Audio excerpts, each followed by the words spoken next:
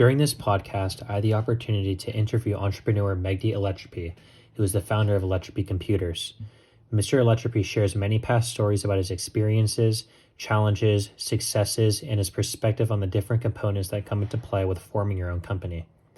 Mr. Electropy knows what it takes and also gives a taste of what it could be like hitting a failure or dry spot in your company and what it's like fighting through that tough time. He also shares a little bit about his perspective on what it means to be successful and shares some supportive advice to the younger generation of entrepreneurs. Mr. Electropy does also have an accent, so please try your best to listen so you can understand what he is saying. Without further ado, here's the podcast with founder of Electropy Computers, Magdy Electropy. What motivated you to first start your own company, and why did you want to? Well, actually, it was kind of it was like an accident, so to speak. I'm a software engineer by education and profession, and my brother is a pharmacist, also by education and profession, and he used to own his own pharmacy. And one time we were getting together as a family, together for dinner or something like that, and he was talking about. At that time, basically, there were very few pharmacy software available in the market, and they were very expensive.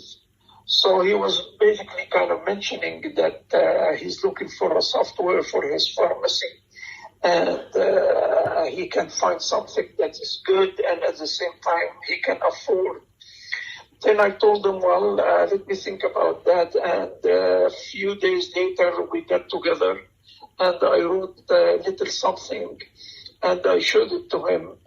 And he said, wow, that's something that we probably can build on. So this is basically how it came. We decided that this is basically using his experience as a pharmacist at that time. He had something like 10 years experience as a pharmacist. And at that time, I have about maybe a little less than that as a software engineer. So we decided to just give it a shot. Did you learn any lessons, or what lessons did you learn from experiencing, creating, and handling your own company? The lesson that I learned, and I think basically it is the same for any entrepreneur, is that it takes a lot of hard work and dedication. And basically, you have to give it your 100%, or if you can give it more than 100%, you can do. It just takes a lot of work and a lot of sacrifice and a lot of focus. You can't have, any side things that basically would cloud. And it will take a lot of patience too, because basically it does not bear fruit. It may not bear fruit right away. In other words, maybe when you create a company, whatever that company is, in the first few years, it will not produce any income for you. You actually have to contribute. You will have probably to pay from your own pocket until the company basically started to take shape and has a standing in the market, and your effort started bearing fruit. And you hear about that not only about the small companies, even big companies like Amazon and Microsoft. Like that. When you hear the story of them, in their first several years, they were losing money. They were basically paying money from their own pockets until the company becomes known and established itself and started actually producing more return for their work. What interested you in getting involved with sophomores and then helping softwares and then helping out with the medical field? It was really, again, I'm among all my brothers and sisters, I'm the only one whose education was not in the medical field. All my other brothers and sisters are either doctors or pharmacists. So basically, I have been connected to the medical field, not through education, but just through the relationship that I had with my family. And it almost really, for all of us, the medical field looked like the field that is really,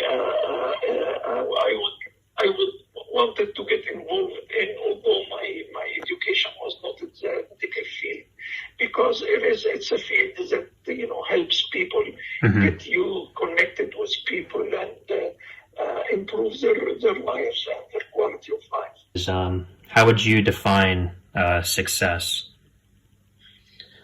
I define success by how your clients talk about you. Basically,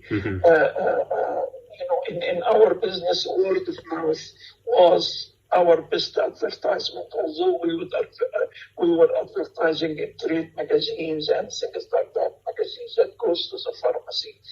But our best advertisement has always come from our clients, basically, because, pharmacists are a small community and they get together a lot. And if someone is saying, what software are you using? I'm using HTTP software. How do you like it? I love it.